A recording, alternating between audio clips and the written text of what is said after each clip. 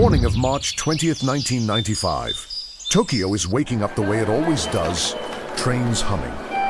Platforms packed, briefcases and umbrellas everywhere. Rush hour, in one of the busiest transit systems on Earth. Nobody on those trains knows they're about to become part of one of the most shocking terror attacks of the 20th century. No bomb, no gunfire. Just ordinary-looking packages, wrapped in newspaper, quietly left on the floor of 5 different subway cars. By the time the sun is fully up, thousands of people will be gasping for breath, stumbling out of stations, collapsing on the street. And at the center of it all is a man who couldn't fully see, literally. A man who believed he was the reincarnation of Christ and Buddha combined. A man who convinced hundreds of highly educated followers to help him try to end the world. This is the story of Shoko Asahara and the cult that turned apocalypse into a business plan. In the chaos that follows, investigators have almost nothing to go on. No group claims responsibility, no manifesto. Just a strange chemical smell, hospitals overwhelmed, and a death toll that keeps climbing. Detectives begin connecting strange dots. Mysterious gas leaks near a religious compound at the foot of Mount Fuji months earlier. Unexplained deaths of former members. Lawsuits nobody wanted to talk about. Slowly, a picture starts to form around a secretive religious group calling itself Aum Shinrikyo, Supreme Truth. Its members dress in white robes, wear masks modeled after their leader's face, and speak of a coming Armageddon only they will survive. At the center of it is a nearly blind guru who rarely appears in public, surrounded by physicists, chemists, and doctors who gave up brilliant careers to follow him. Before the world can even ask who did this, it has to ask a stranger question first. How does a half-blind man from a poor rural family end up building an army willing to gas a city? Long before he was Shoko Asahara, he was Chizuo Matsumoto, the 4th son of a poor tatami mat-making family in rural Kumamoto. As an infant, illness took the sight in one eye completely and most of the sight in the other. Because he couldn't follow the family trade. He was sent away at just 6 years, old, to a boarding school for the blind, and he would never really live at home again. But partial sight in a school full of blind children gave him something rare: leverage. He guided classmates to buy snacks in town, charging them for the favor, and it made him both popular and, by some accounts, a bully. Even as a child, he dreamed of ruling, fantasizing about commanding an empire of intelligent robots, telling classmates he'd one day become Prime Minister of Japan. He tried for a place at Tokyo University to study politics and was rejected. Instead, he trained in acupuncture and traditional medicine, opened a small herbal shop, and married young, eventually fathering more than a dozen children. On paper, an ordinary life. But underneath, an unusual hunger for power was already taking root, and it was about to find its outlet in something far stranger than politics.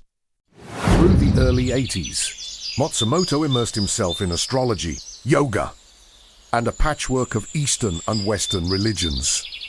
He grew out his hair and beard and gave himself a new, aristocratic-sounding name, Shoko Asahara.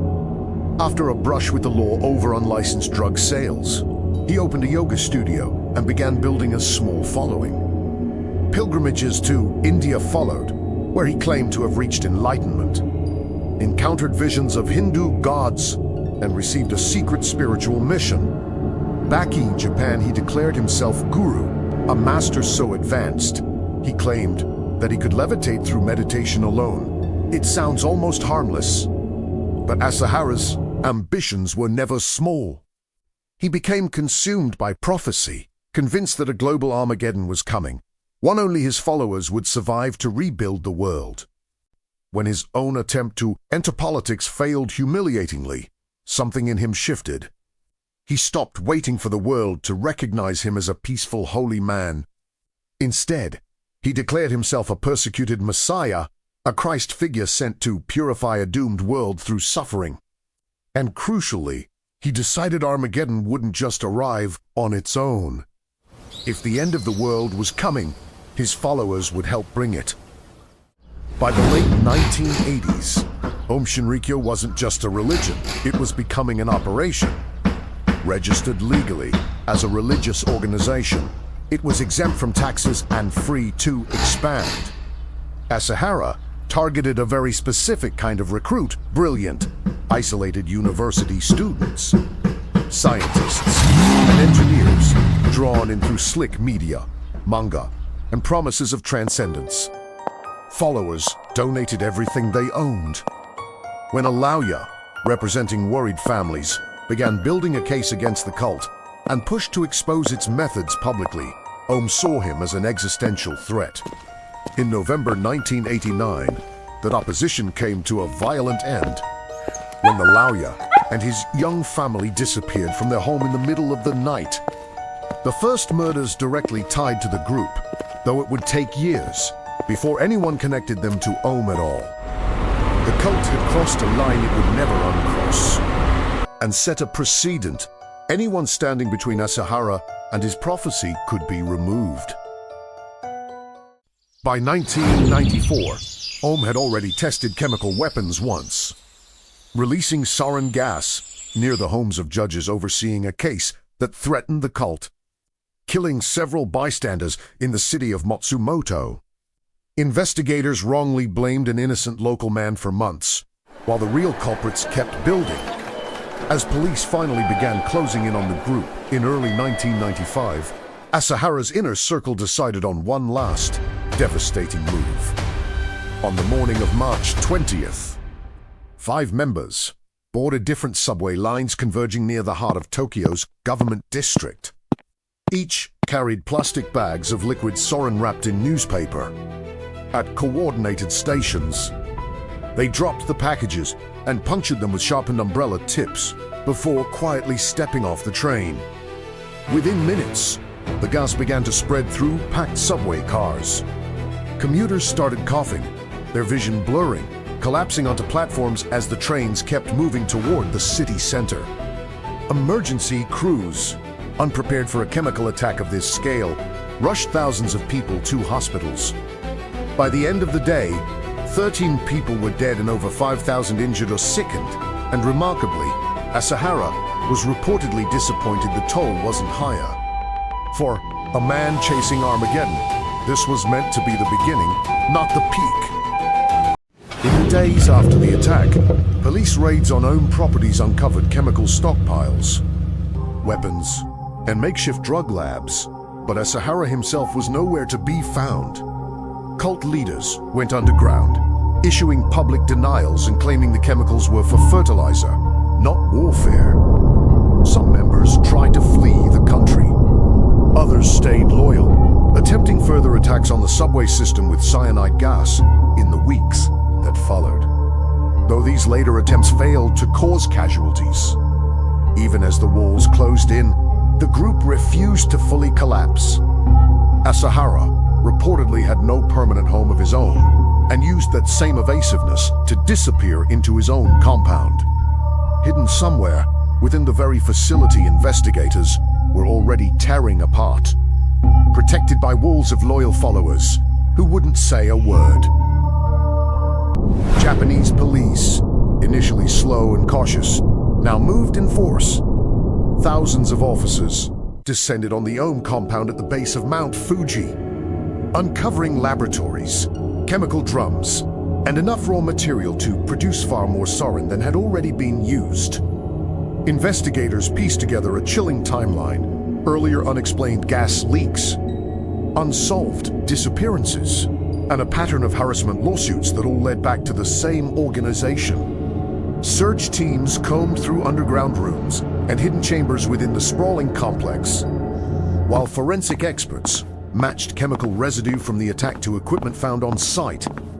Slowly, the picture investigators had struggled to piece together for months finally came into full, undeniable focus.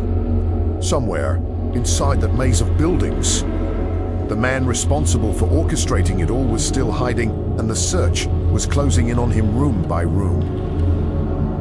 On May 15th, weeks after the attack, Police broke through a hidden wall inside the Kamakuishiki compound and found a small, cramped room built specifically to conceal him.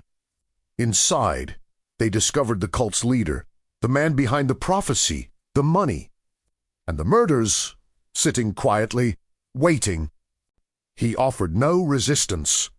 In custody, he said almost nothing, a silence he would maintain for the rest of his life, refusing even to speak with his own lawyers. Prosecutors built a case connecting him directly to the murders and the subway attack. After a trial spanning years, judges ruled him mentally competent to stand trial and found him guilty on the majority of charges against him. In 2004, he was formally sentenced to death.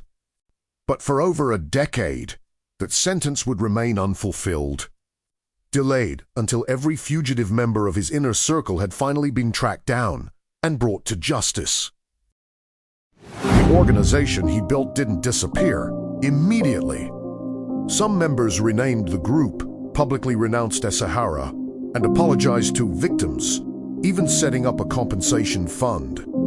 Splinter groups still exist quietly in Japan today, closely monitored by authorities decades later. But for Asahara himself, the silence never broke. On July 6, 2018, more than 23 years after the attack, he was executed by hanging in Tokyo, alongside several of his former followers. The remaining members involved in the attack were executed later that same month. In total, the Tokyo subway attack killed 13 people and left thousands more with lasting injuries. While the broader campaign of violence linked to the cult claimed even more lives across nearly a decade, it remains one of the only instances in modern history of a domestic group successfully deploying a chemical weapon on civilians in an act of mass terror. And it stands as a haunting reminder of how unchecked belief, unquestioned devotion, and one man's hunger for significance can turn a religion into a weapon.